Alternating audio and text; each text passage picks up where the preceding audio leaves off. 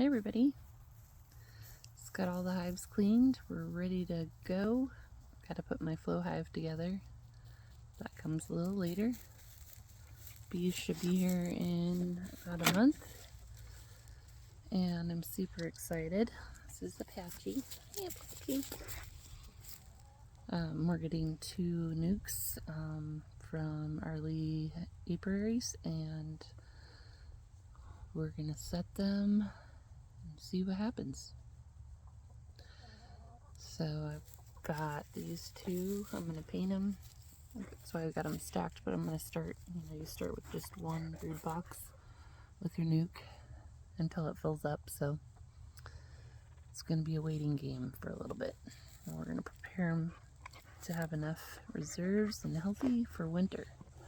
So we have a cold winter.